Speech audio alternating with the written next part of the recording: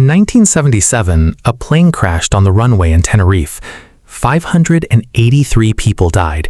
It remains the deadliest accident in aviation history. But here's the strange part. Investigators found something almost nobody talks about. Many of the passengers who survived didn't run immediately. They didn't panic. They didn't freeze either. They did something specific, something most people never do under extreme stress. And that one difference is the reason they're alive today. Psychologist John Leach spent decades studying disaster survivors, plane crashes, shipwrecks, building fires. He didn't just read reports from a distance. He interviewed survivors. He reconstructed timelines second by second. And what he found changed how scientists think about human behavior under threat. He found something unsettling. Around 75% of people freeze completely during a life-threatening event. Not panic, not scream, freeze. Their brain essentially shuts down. Muscles lock, thoughts stop forming. Some passengers on the Tenerife runway sat perfectly still while smoke filled the cabin around them. Witnesses later described people staring straight ahead, as if waiting for someone else to tell them what to do. They weren't stupid. They weren't cowards. Their brains simply couldn't process what was happening fast enough. Think about that for a moment. 3 out of every 4 people faced with a real emergency do almost nothing. Not because they don't want to survive, because something inside their brain hits a wall. Leach found something else. A small group, somewhere between 10 and 15%, respond completely differently. They move, they think clearly, they make decisions under pressure most people can't even imagine. These are the ones who unbuckle their seatbelt first, who find the nearest exit without hesitating, who grab a stranger's hand and pull them along. Scientists call this adaptive behavior, and it's not about being fearless. Survivors still feel fear, just as much as everyone else. The difference is what happens next inside their brain. Here's what separates survivors from everyone else. Their brain doesn't ask, what is happening? It asks, what do I do now? That sounds small. It isn't. Researchers studying survivors of the 9/11 attacks found something remarkable. Many survivors on the higher floors mentally rehearsed their escape route before disaster ever struck. Some had walked the stairwell before. Some had simply imagined it. That single mental habit, thinking through worst-case scenarios in advance, rewired how their brain reacted in the actual emergency. Their brain wasn't improvising, it was retrieving a plan. This isn't unique to office towers or airplanes. Interviews with wildfire survivors reveal the same pattern. People who had, even once, thought about what they'd do if flames reached their home moved faster and more decisively than neighbors who never had. The scenario in their head didn't need to be accurate. It just needed to exist. Most people assume panic is the biggest threat during a disaster.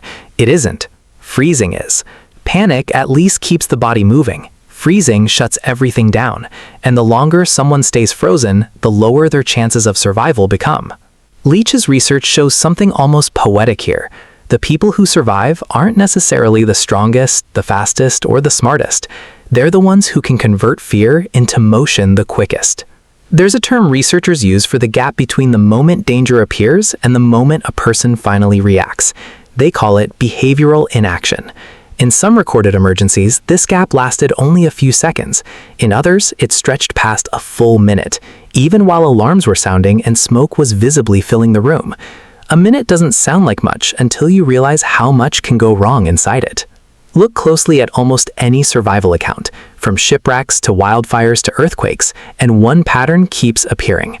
Survivors focus on the next 5 seconds, not the next 5 minutes, not the whole disaster, just the next small, doable action.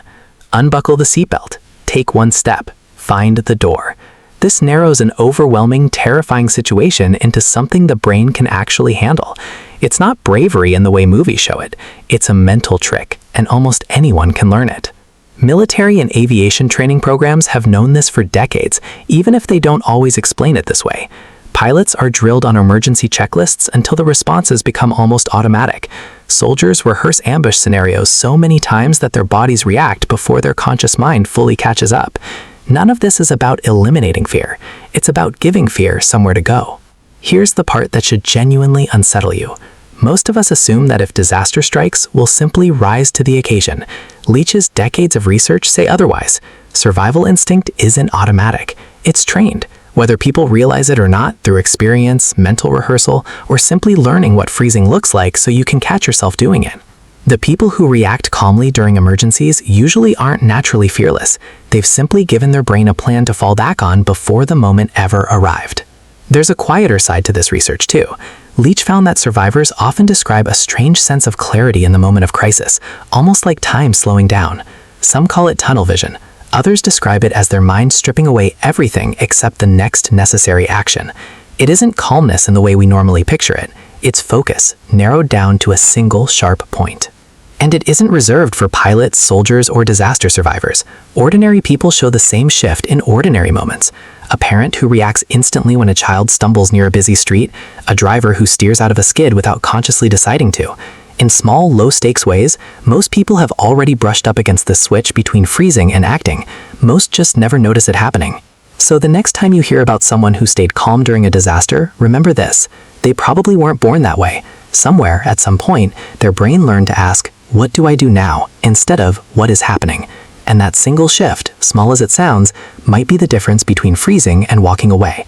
If you're curious what happens inside the brain during the opposite of survival, when humans face total isolation, the next video breaks down exactly that.